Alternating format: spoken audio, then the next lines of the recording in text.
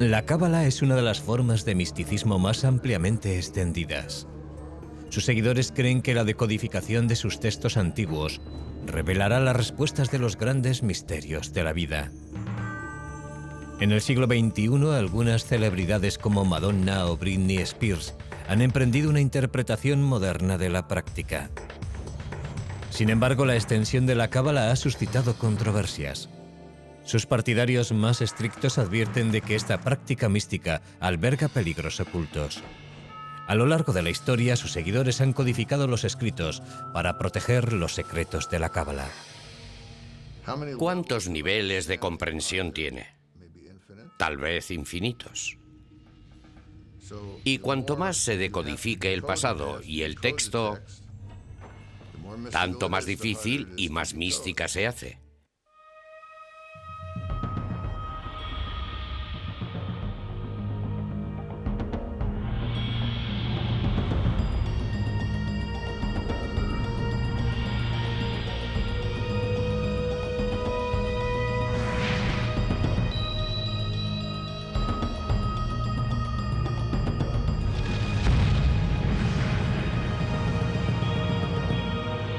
Descifrando la historia. Los secretos de la Cábala. En Babilonia, a principios del siglo VI a.C., un joven israelita llamado Ezequiel tuvo una visión. Y en plena contemplación, una tormenta apareció del norte, y había una llama que relampagueaba continuamente, y en medio de esa llama había un trono, y sobre el trono una figura de aspecto humano. Ezequiel creía que había tenido una visión del cielo y había visto a Dios sentado en su trono. Esta visión cautivó a un grupo de místicos judíos. Tenían la esperanza de que estudiando esa imagen podrían ver a Dios ellos mismos y fundirse con el espíritu de la divinidad. Los judíos que persiguen una experiencia mística intentan recrear la experiencia de Ezequiel, y aquello se convirtió en el modelo de la mística judía hasta la aparición de la Cábala. En el siglo II de nuestra era, el Imperio Romano dominaba lo que hoy es Israel. Los judíos que practicaban su fe de manera abierta eran asesinados u obligados a exiliarse. Fue entonces cuando muchos judíos recurrieron al misticismo para tratar de comprender la voluntad de Dios.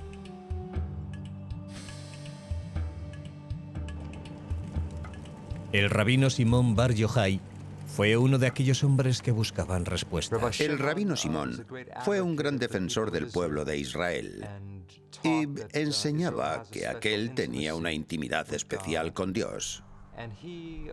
Tras verter comentarios críticos de los romanos, fue condenado a muerte y tuvo que exiliarse. Según los textos judíos, Bar Yochai se escondió de los romanos durante 13 años en esta cueva de Pekín, en Israel. Aquí meditó sobre Dios y el universo, utilizando la Torá, las escrituras hebreas, como guía. Sus métodos únicos y su práctica devota le convirtieron en una de las figuras clave de la historia de la Cábala. Como Bar Yochai, otros pequeños grupos de místicos judíos empezaron a tratar de alcanzar una mayor comprensión de Dios. Como Dios no iba a ellos, decidieron ir ellos hacia Dios. Buscaban algún tipo de experiencia de la divinidad. Usaron ciertas técnicas de meditación que los llevaban a una especie de trance hipnótico. Sus actividades se mantienen ocultas. Los místicos advierten de que esta práctica puede ser muy peligrosa para la gente corriente. Antiguas leyendas hablan de novicios que enloquecieron o incluso murieron por no estar preparados para enfrentarse a las poderosas fuerzas espirituales que se desencadenan. Si no eres lo bastante puro y modesto, Dios puede no aceptarte y puede que no permita que se realice ese viaje. Los místicos creen que a través de la meditación pueden alcanzar una visión de Dios como la que experimentó el profeta Ezequiel. En esa visión, la entrada del cielo está bloqueada por una serie de puertas. Los místicos deben atravesarlas antes de alcanzar a Dios. Las entradas están guardadas por ángeles amenazadores que no permiten que los indignos entren en el cielo.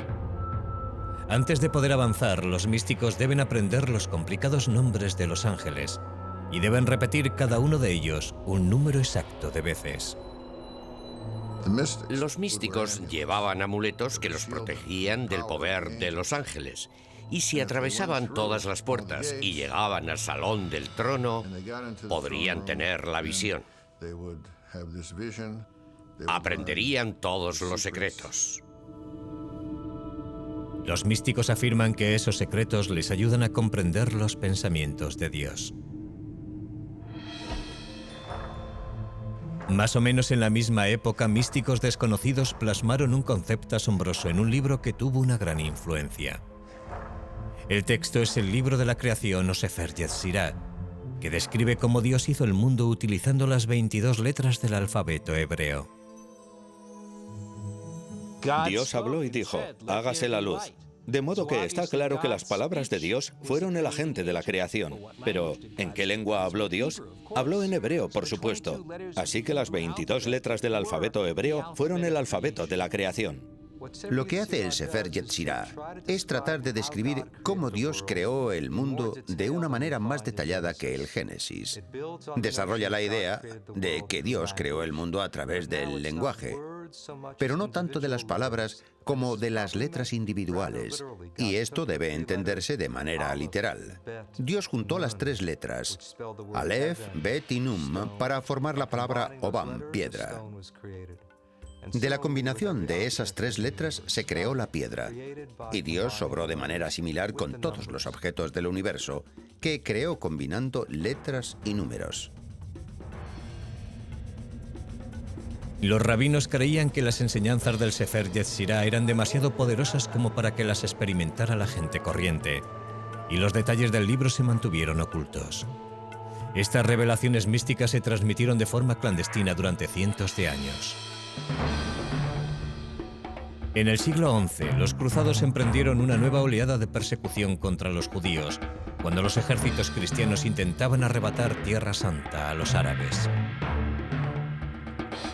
Huyendo de la tortura y la muerte, los judíos se desperdigaron por Europa y el Próximo Oriente, llevando sus tradiciones secretas a sus nuevos lugares de asentamiento. Para el siglo XIII, las enseñanzas místicas se habían extendido en las comunidades judías de lo que hoy son Alemania, Francia y España. El término Cábala, que significa recepción en hebreo, se empezó a extender para describir esa práctica. Estamos hablando de un pequeño grupo de profesores y rabinos judíos, personas dedicadas a la vida espiritual, que estaban reuniendo las tradiciones primitivas, desarrollando técnicas de meditación y recreando la imagen de Dios de una manera muy asombrosa.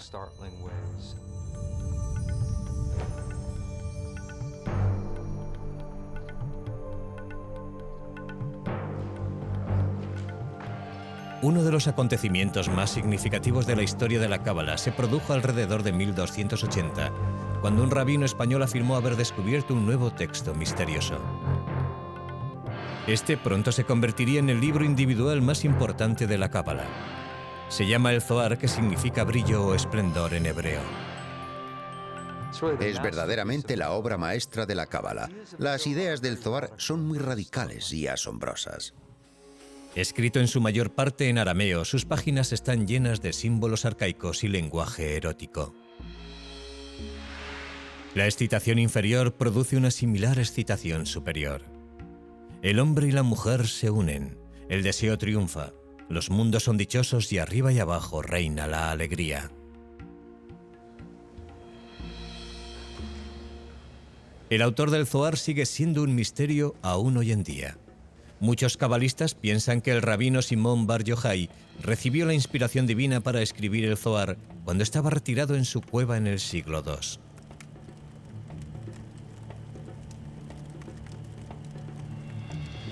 Otros sospechan que el manuscrito fue escrito 1000 años después, probablemente por un cabalista hispánico o por un grupo de varios rabinos.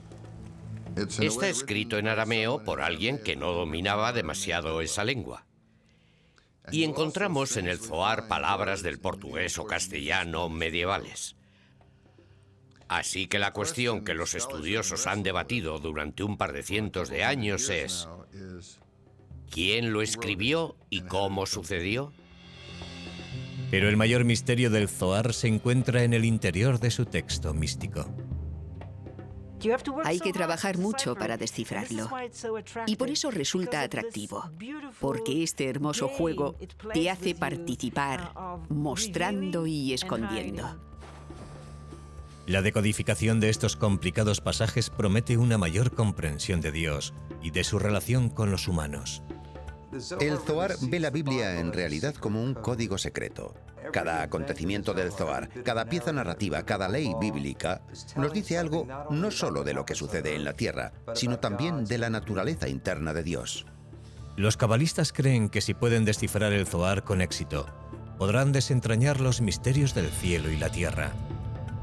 Uno de esos secretos es una asombrosa revelación sobre el cuerpo de Dios y su sexualidad.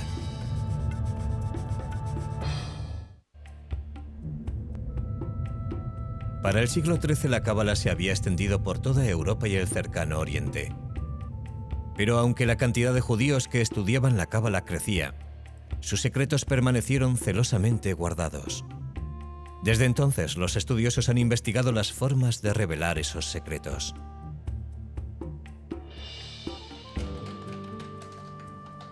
En Berkeley, California, Daniel Matt trabaja rodeado de estas copias del Zohar, el manuscrito más misterioso y reverenciado de la cábala. Su estantería está llena de versiones y comentarios en arameo, hebreo, inglés y francés, procedentes de bibliotecas de todo el mundo.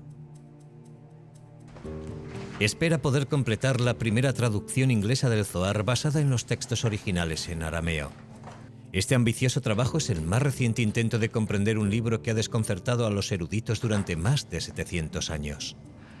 Yo no quiero arruinar el misterio de las cualidades extrañamente crípticas del Zohar, pero estoy intentando hacerlo accesible al lector contemporáneo.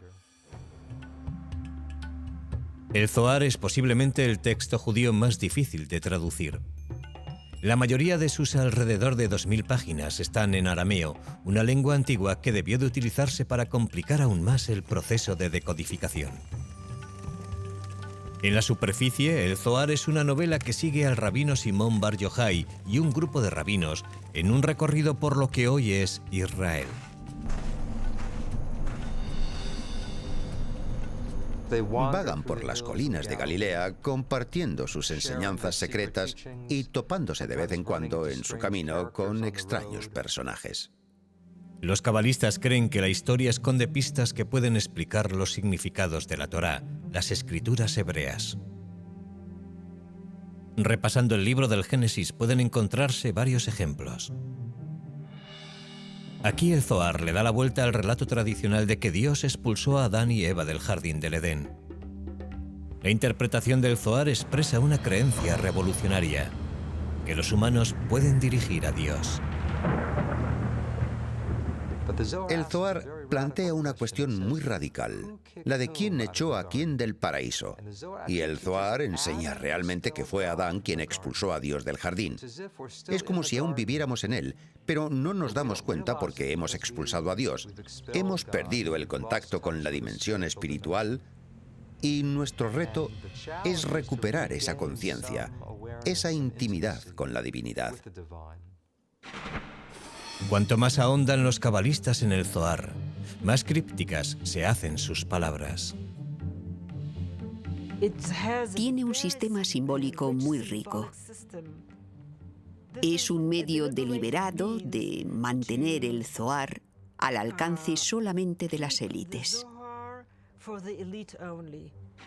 Sus autores probablemente pensaron que solo aquellos que eran suficientemente espirituales podrían descifrarlo.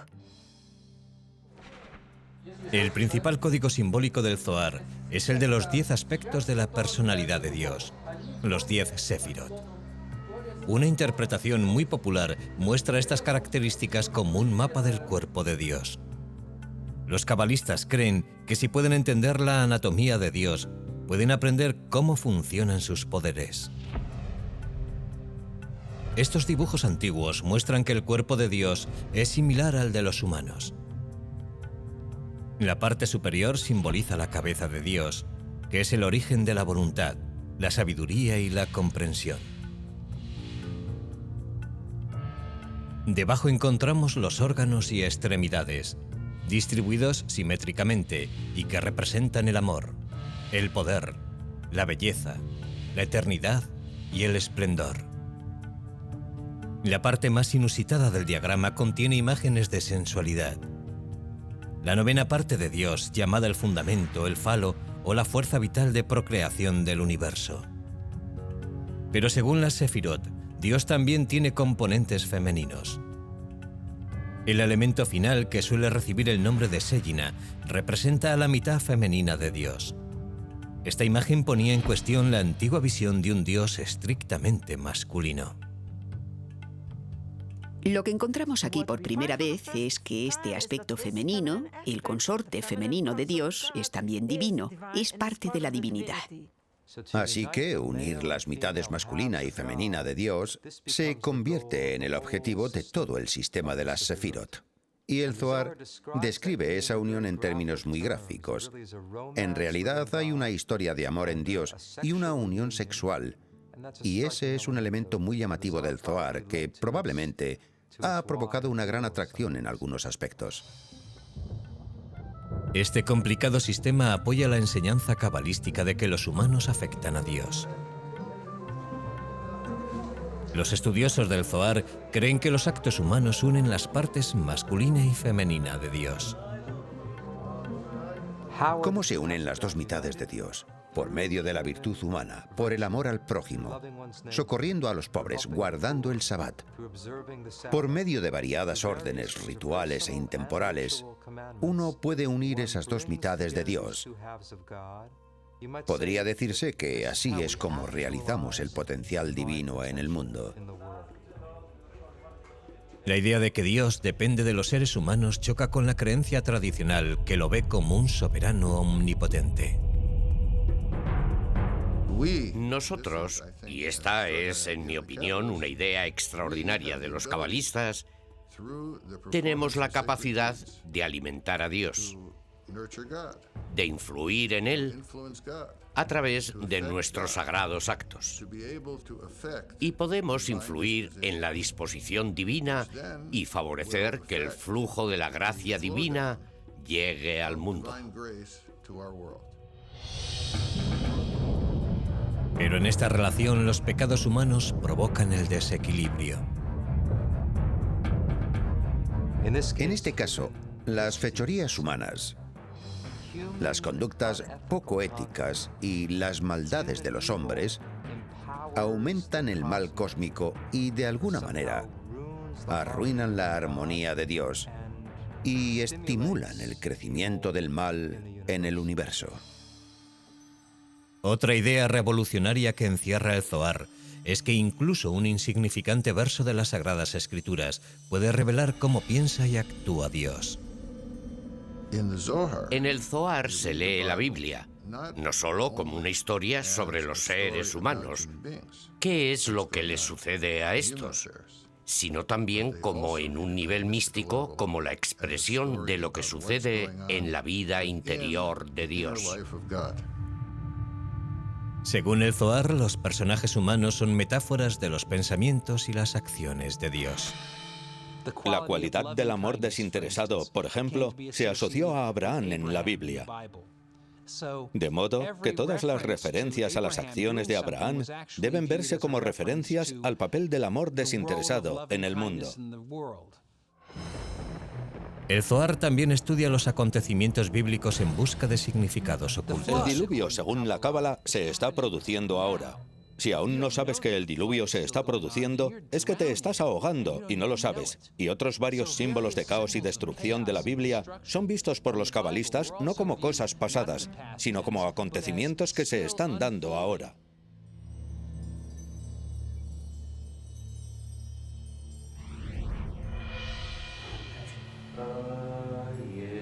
Mientras los místicos continuaban explorando nuevos misterios en el Zohar, otro cabalista hispano del siglo XIII ideaba un nuevo método y modo de unirse a Dios. La técnica de Abraham Abulafia contemplaba una meditación intensa y movimientos parecidos al yoga. Sus seguidores usaban ciertos movimientos de las manos y la cabeza para concentrarse en las letras de la Biblia hebrea.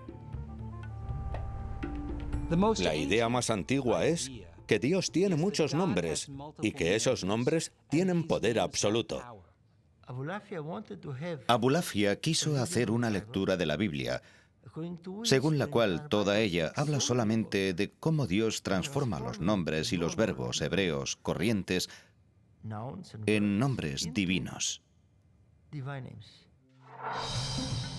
Uno de los nombres divinos que usó Abulafia es el nombre de 72 letras tomado de 3 versos del Éxodo. Cuando las letras de esos versos se combinaban de acuerdo con las instrucciones de Abulafia, formaban uno de los nombres secretos de Dios. A través de la meditación intensa sobre esas letras, Abulafia creía que la mente humana y la mente de Dios podían acabar uniéndose. Algunos cabalistas afirman que Moisés meditó sobre ese nombre para conseguir separar el Mar Rojo.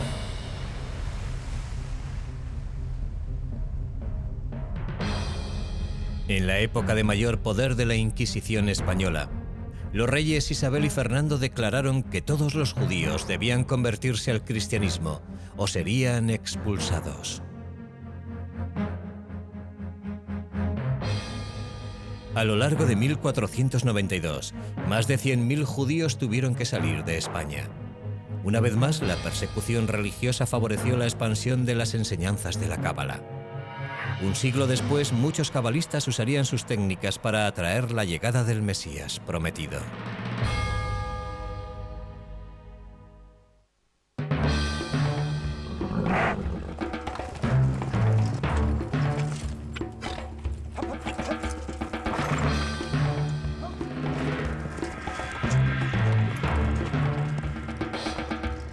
En 1492, la Inquisición española expulsó a decenas de miles de judíos, enviándoles al exilio.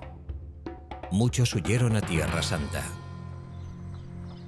A 140 kilómetros al norte de Jerusalén, en la región de Galilea, místicos judíos conocidos como cabalistas se establecieron en la ciudad de Safed. Unos cuantos cabalistas se dirigieron a Galilea, en parte atraídos por el rabino Simón Bar Yochai, el héroe del Zohar que había recorrido la región.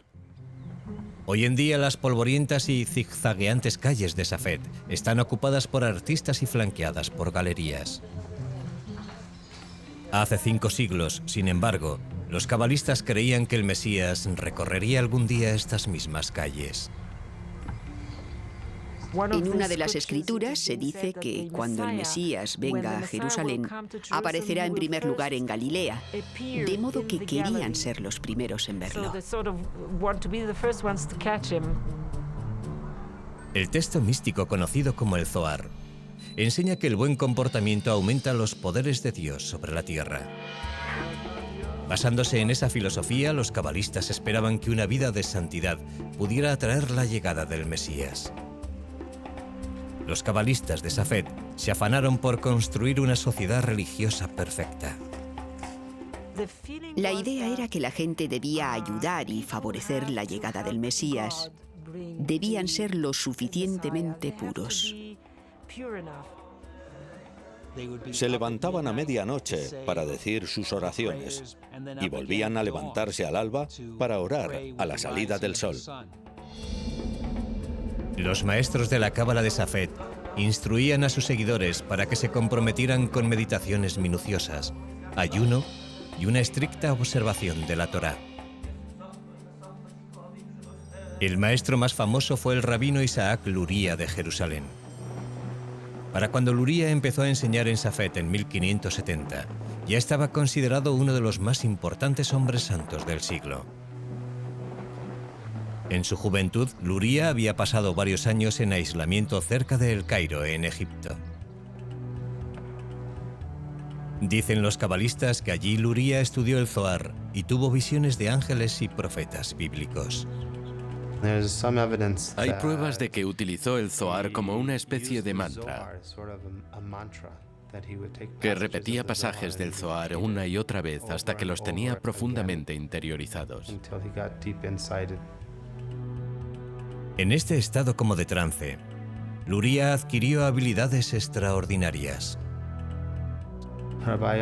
El rabino Isaac Luria podía mirar a la frente de una persona y leer en ella todo lo que le pasaba, como quien lee la palma de la mano.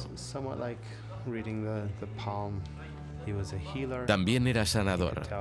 Podía describir las vidas pasadas de las personas y decir lo que debía corregirse. Luria creía que comprender las vidas previas de las personas podía proporcionar una mejor percepción de sus problemas actuales. Enseñaba una teoría de la reencarnación que afirmaba que cada individuo desciende de una cierta raíz del alma procedente de Adán y Eva. Uno desciende de Caín o Abel, o de alguno de los 3 hijos de Noé, Shem, Cam o Jafet. De modo que al menos tiene 5 opciones de tener una raíz básica, y esa raíz determina la esencia de tu naturaleza. Con la ayuda de Luria, muchos cabalistas buscaron sus conexiones con el pasado. Este cementerio de los alrededores de Safed desempeñó entonces un papel importante, pues los cabalistas intentaban hallar las tumbas de sus encarnaciones previas. Tomaban el alma del muerto que yacía en aquella tumba y hablaban con la voz de aquel.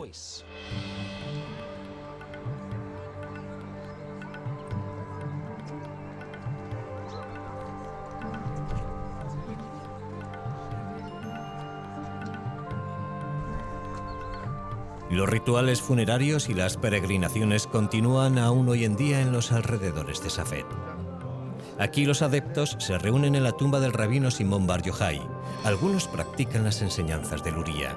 Una de las mayores contribuciones de Luria a la Cábala fue un nuevo concepto de El creación. mundo solo existe porque Dios necesita a alguien con quien relacionarse, lo que implica que Dios tiene necesidad de amor y de relación. Luria enseñaba que el primer acto no fue una creación, sino en realidad una retirada. Podría decirse que Dios se retiró en todas direcciones de un punto central, creando una especie de vacío, un punto vacío dentro de Dios. Según Luria, ese vacío dio espacio a Dios para crear el mundo. Dios colocó recipientes en el vacío y comenzó a llenarlos con luz divina, rompiendo después en pedazos algunos de ellos. En este caso, la creación del mundo y la catástrofe están unidas. No puede haber creatividad sin que haya destrucción al mismo tiempo.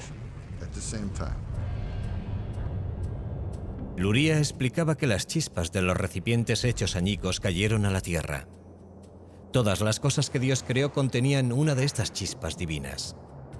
Según Luria, los humanos pueden hacer que estos fragmentos de espíritu divino se vuelvan a reunir con Dios a través de las buenas obras. Nuestras obras pueden reparar el mundo superior, y cuando todas esas chispas estén restauradas, uno obtiene la redención mesiánica. En 1572, cuando Isaac Luria murió de una peste, muchos cabalistas temieron que su muerte fuera un castigo por haber revelado secretos prohibidos. Fue un revés para las expectativas de redención. Desde entonces, Safed languideció hasta finales de siglo.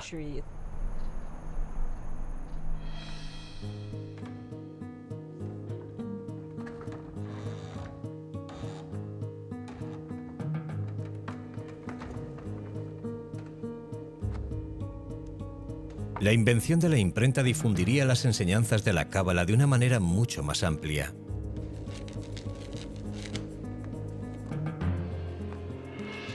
Para la época de la muerte de Luria, ya había a disposición del público muchas copias del Zohar y de diferentes manuscritos de Safed. La Cábala parecía haber salido por fin de su refugio oculto. Para el siglo XVI, las ideas místicas de la Cábala habían alcanzado la mayor parte del mundo judío.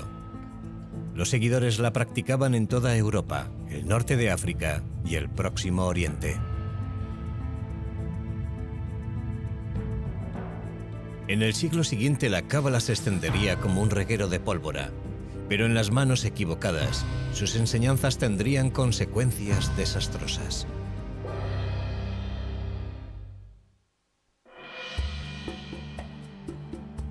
El siglo XVI se caracterizó por la expansión sin precedentes del tipo de misticismo judío conocido como cábala. Comenzó cuando el Zohar y otras obras místicas se tradujeron al latín. Los filósofos cristianos estaban ansiosos por estudiar la cábala y creían que podría ayudarles a resolver los misterios de su propia fe. Tienen un gran interés por la cábala, especialmente porque el Zohar se escribió más o menos en la misma época de Jesucristo. Y de ahí suponen que contiene un judaísmo puro y no contaminado de la época de Cristo, que confirmaría las verdades del cristianismo. Esta creencia fue la base de lo que se ha dado en llamar cábala cristiana. Los pensadores del Renacimiento también usaron la cábala para comprender las obras de Pitágoras y Platón, cuyas filosofías reflejaban aspectos del misticismo judío. Algunos eruditos afirman que el filósofo Gottfried Leibniz, que inventó el cálculo, e incluso Isaac Newton estudiaron ideas cabalísticas. Yo no afirmaría que la ciencia moderna está basada en la cábala, pero sí es verdad que las personas que crearon la ciencia y la filosofía modernas tenían gran interés en ella. Mientras, la cábala estaba siendo estudiada también por dos hombres que inadvertidamente provocarían una de las mayores catástrofes de la historia de la cábala. Sabetay Zevi nació en Izmir, actual Turquía, en 1626. En su juventud, Zevi padeció repetidas pesadillas sobre ataques demoníacos y recurrió al Zohar en busca de respuestas. Sabetay Zevi era en apariencia un brillante joven, pero problemático, que sufrió una crisis maníaco-depresiva a los 40 años. Los estudiosos piensan hoy que Zevi alternaba estados de depresión profunda y euforia maníaca. El clímax llegó cuando concertó un simulacro de matrimonio entre sí mismo y un rollo de la Torá. La naturaleza de su aflicción le llevaba a violar periódicamente los mandamientos de manera pública, y por ello era expulsado de la comunidad en medio de un gran escándalo. Desterrado de varias comunidades judías del Imperio Otomano, Zevi huyó a Jerusalén, donde anduvo vagando por las calles recitando cantos cabalísticos. En 1665 Zevi conoció a Nathan de Gaza, un joven estudiante de la cábala. Ambos pasaron varias semanas juntos recorriendo lo que hoy es Israel. Con el tiempo, Nathan acabó convenciéndose de que Zevi era el Mesías. Así Nathan proclamó que el Mesías había aparecido. Y la buena nueva viajó de sinagoga en sinagoga por todo el Imperio Otomano y hasta Europa. Para 1666 todo el mundo judío estaba cautivado por la llegada del Mesías. Sabetay Zevi era un maníaco depresivo, pero era un maníaco depresivo muy carismático que reunió a un montón de gente a su alrededor. Otras personas pensaron que el tiempo había madurado y que aquello debía de ser lo que estaban esperando.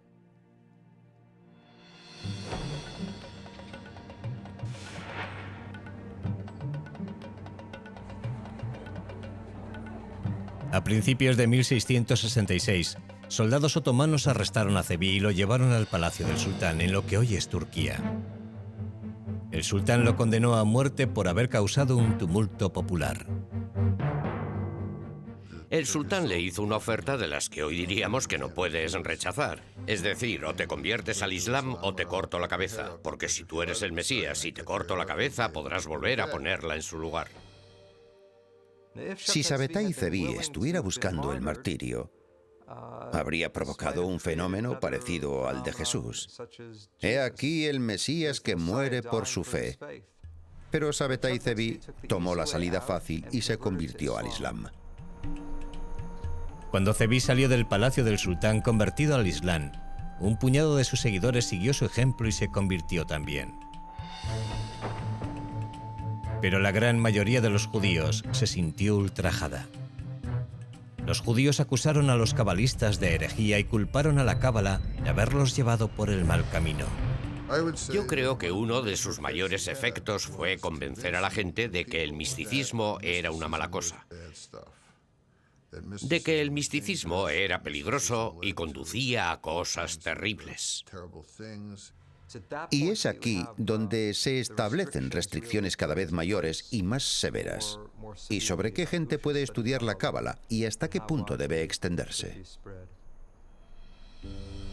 En la Europa oriental continuaron floreciendo unos pocos círculos cabalísticos, entre ellos el grupo cuya práctica se conoció como hasidismo. Un rabino y místico al que llamaban el Baal Shem Tov, o maestro del buen nombre, se convirtió en el dirigente del movimiento hasídico a principios del siglo XVIII. El Baal Shem Tov unificó otros círculos místicos que operaban bajo su ámbito, por así decirlo.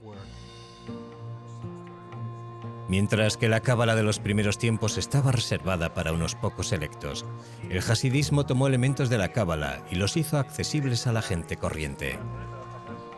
Al contrario de la estricta meditación y estudio que exigía la cábala primitiva, el hasidismo subrayaba la celebración del Dios en la vida cotidiana. El hasidismo también animó a hacer un intercambio más abierto de las ideas cabalísticas. Hay un impulso democrático en el hasidismo. Cualquiera puede servir a Dios y cualquiera es amado por Él si descubre la chispa. De modo que esta idea de la chispa oculta que apareció en la cábala se convierte ahora en una técnica para hallar a Dios en el mundo. Mientras la mayoría de la población judía continuaba rehuyendo el misticismo, los judíos hasídicos preservaron las tradiciones de la cábala durante todo el siglo XIX. Hoy la cábala ha tomado un aspecto totalmente diferente en la ciudad de Los Ángeles. Algunos eruditos creen que esta moda es precisamente lo que sus primeros practicantes más temían: que la cábala cayera en las manos de los no preparados espiritualmente.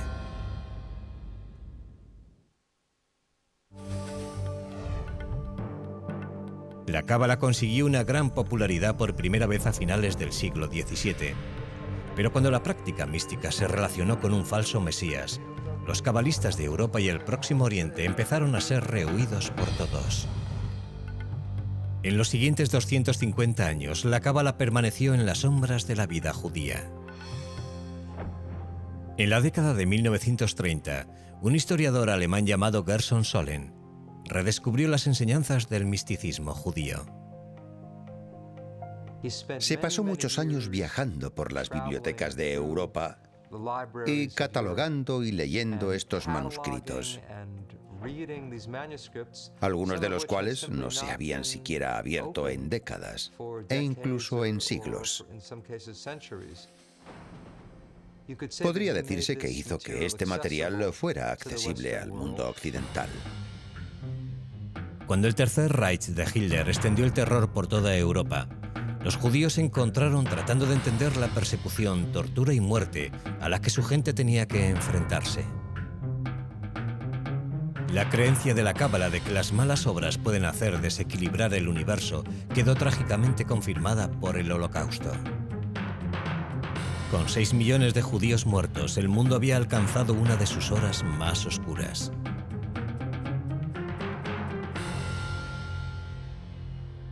Sin embargo, los judíos y los cabalistas tenían también la esperanza de que el mundo podía ser corregido. En tiempos de crisis, en tiempos de sufrimiento en el que la gente trata de mantenerse en pie y satisfacer sus necesidades de orden, de comprensión y de realización, el misticismo puede proporcionar algunas respuestas a todo ello. En la década de 1960, la contracultura norteamericana exploró nuevos modos de acercamiento a la religión.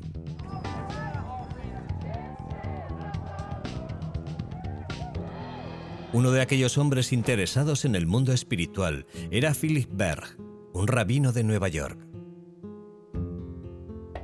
A finales de la década, Berg viajó a Israel, donde ahondó en las enseñanzas de la cábala. Berg se dedicó entonces a estudiar esta antigua práctica. Su objetivo era compartir la cábala con las masas. La reformuló, presentándola de un modo en que alguien no versado en los textos cabalísticos y que no sepa nada de judaísmo pudiera entender estas ideas y aplicarlas a su modo de vida. La interpretación simplificada de la cábala que hizo Berg se extendió rápidamente. A principios de la década de 1970, Berg abrió su primer centro de la cábala en Tel Aviv.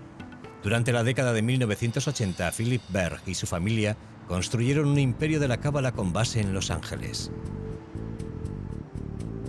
Hoy en día, lo que se conoce como el Centro de la Cábala tiene varios millones de seguidores en casi 100 ciudades, lo que le convierte en la mayor organización cabalística del mundo. Aquí, en la sede central de Los Ángeles, la cábala ha atraído la atención de famosos que buscan una dimensión espiritual a sus vidas. Los dos hijos de Berg ayudaron a promover la idea de que, a diferencia de la restringida cábala del pasado, esta práctica está abierta a todos. Nosotros ofrecemos la cábala a todo el mundo, sin limitaciones de raza, sexo, religión ni de ningún tipo. Estamos entusiasmados por la posibilidad de ofrecer esta sabiduría que ha estado oculta a las masas, haciéndola accesible, comprensible y práctica. Abriendo sus puertas a todos, el Centro de la Cábala ha despertado durísimas críticas.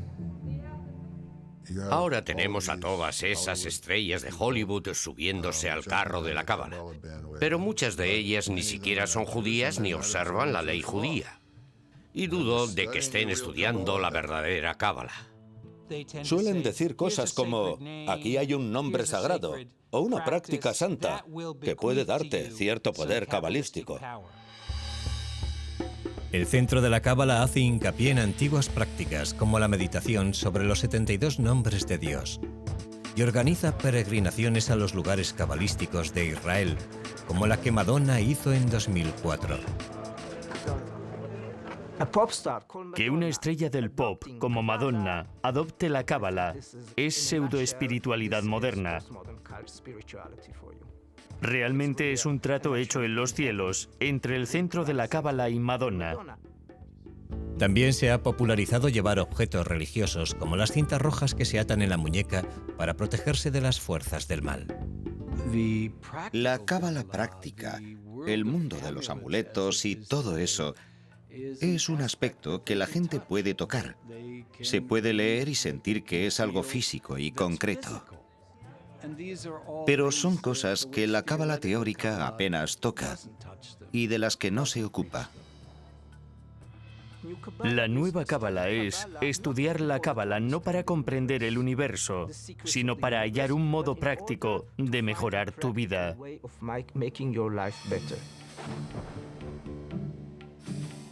La decodificación de la cábala ha sido un viaje místico muy complejo durante miles de años. Y la búsqueda del control de sus secretos sigue hoy en día. Creo que hay una lucha por la posesión del conocimiento cabalístico, por ver quién está en posición de interpretarla y explicar su valor y significado al mundo moderno.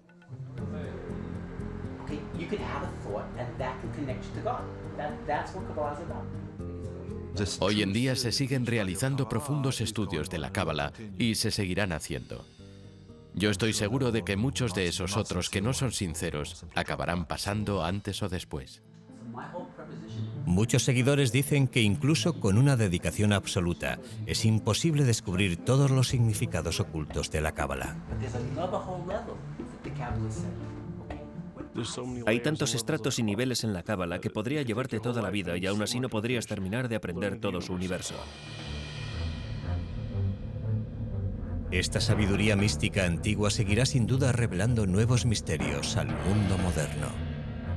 La gente buscará nuevas técnicas y significados y caminos para hacer más espirituales sus vidas. De modo que mientras exista la humanidad, existirá el misticismo. Es algo muy antiguo y muy cercano y contemporáneo al mismo tiempo. Y pienso que lo que hace tan fascinante a la cábala es que es al mismo tiempo nuevo y antiguo. Nos preguntamos por qué estamos en el mundo y cuál es la naturaleza de Dios. Y la Cábala trata de responder a esas preguntas.